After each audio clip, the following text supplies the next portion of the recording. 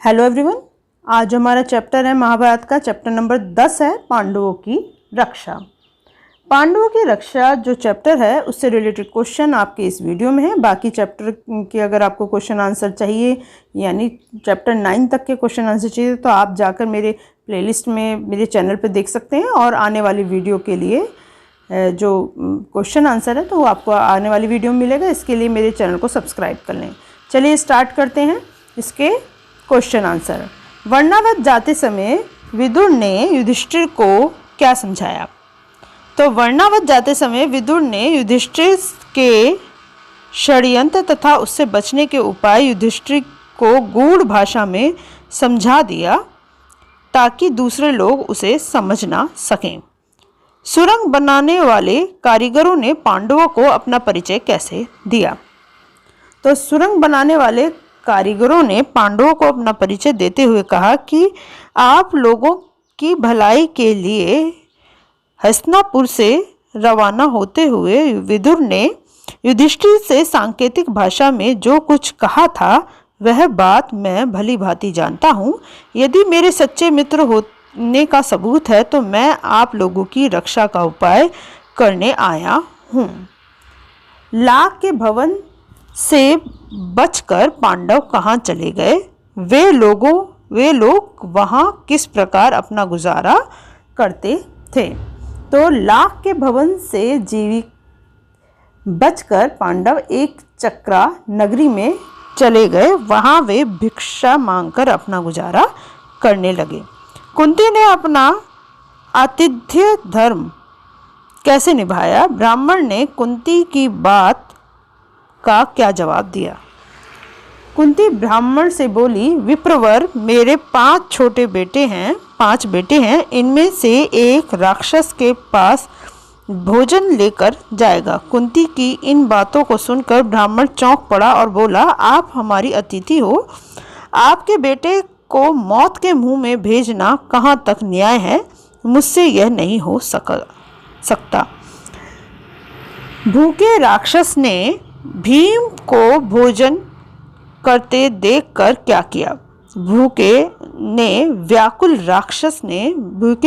से व्याकुल राक्षस ने भीम को भोजन करते देखा तो वह क्रोध से लाल हो गया। भीम की इस ढिठाई को देखकर वह तेजी से उस पर झपटा। खाली हाथों काम बनते न देखकर उसने एक बड़ा सा पेड़ जड़ सहित उखाड़कर भीम पर दे मारा।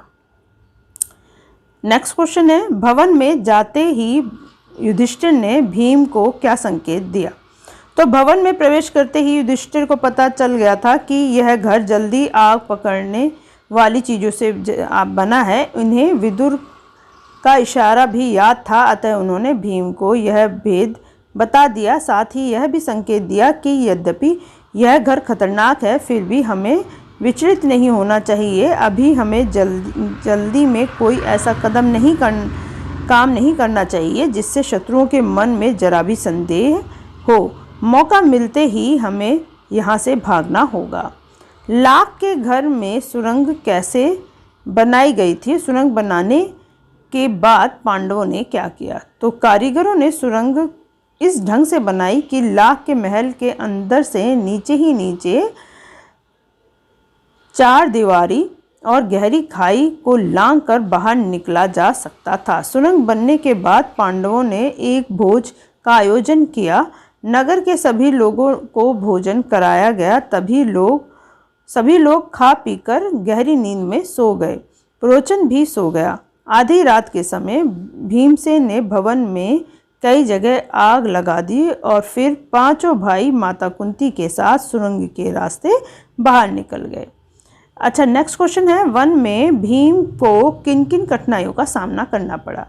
तो लाख के घर को जलता हुआ छोड़कर 5 भाई माता कुंती के साथ सुरक्षित चले गए और जंगल में पहुंच गए। रात भर जागने और चिंता के कारण सभी काफ़ी थक चुके थे। माता कुंती को भीम ने अपने कंधे पर उठा लिया और नकुल और सहदेव को कमर पर बैठा लिया। युधिष्ठिर और अर्जुन को दोनों हाथों से पकड़कर भीम ने जंगली रास्तों को किसी तरह पार किया। अगले ही दिन वे लोग किसी सुरक्षित स्थान पर पहुंच गए। ब्राह्मण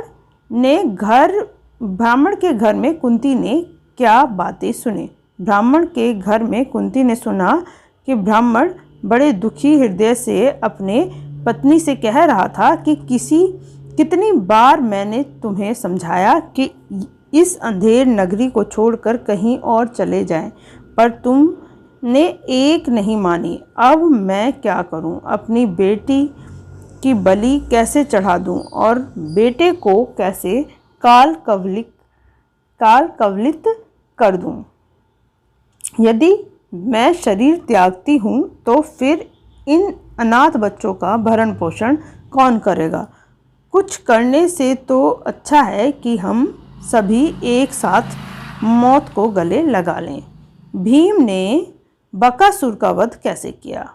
तो भीम और बकासुर में भयंकर मुठभेड़ हुई। खाली हाथों काम न बनता देखकर बकासुर ने एक बड़ा सा पेड़ जड़ सहित उखाड़कर भीम पर दे मारा। भीम ने उसे अपने बाएं हाथ पर रोक लिया और बकासुर भीम से लड़ने लगा। भीम बार बार ठोकरें मारकर उसे गिरा देते थे और बकासुर गिरने पर फिर उठकर भीड़ जाता था। अंत में भीम ने उसे मुंह के बल गिरा दिया और पीठ पर घुटनों की मार देकर उसकी रीढ़ की हड्डी तोड़ डाली।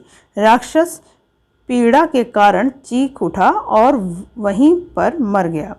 इस तरह से भीम ने बकासुर का वध किया।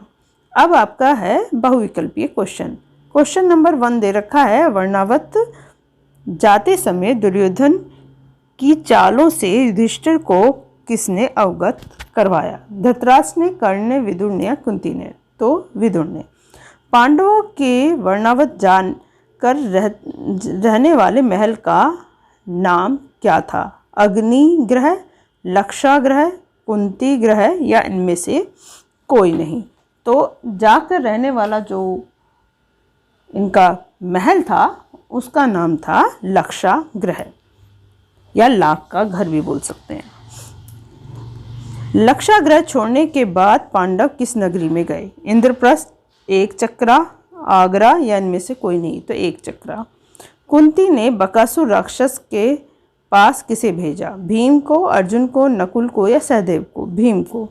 ब्राह्मण कुंती पुत्र भीम को बकासुर के पास भेजने में संकोच क्यों कर रहा था? क्योंकि बकासुर उन्हें अपना असली रूप न दिखाता, क्योंकि वे उसके मेहमान थे, क्योंकि ब्राह्मण सोचता था कि बकासुर को मारना कुंती के पुत्र के बस की बात नहीं है, क्योंकि यदि उसके हाथ बकासुर मर जाता तो उसका वन आना उचित ना रहता। तो इसका आंसर आपका होगा क्योंकि वे उसके मेहमान थे। तो ये लास्ट आंसर हो गया इसका। इस तरह से इसके बहुविकल्पीय जो इम्पोर्टेंट थे वो आपके कंप्लीट हो चुके हैं। और नेक्स्ट आपका चैप्टर है द्रौपदी स्वयंवर। ये आपका हम नेक्स्ट वीडियो में लेके आएंगे। अगर आपको वीडियो अच्छी लगी तो लाइक करें और अपने मित्रों के साथ शेयर ज़रूर करें। आज के लिए बस इतना ही। धन्यवाद।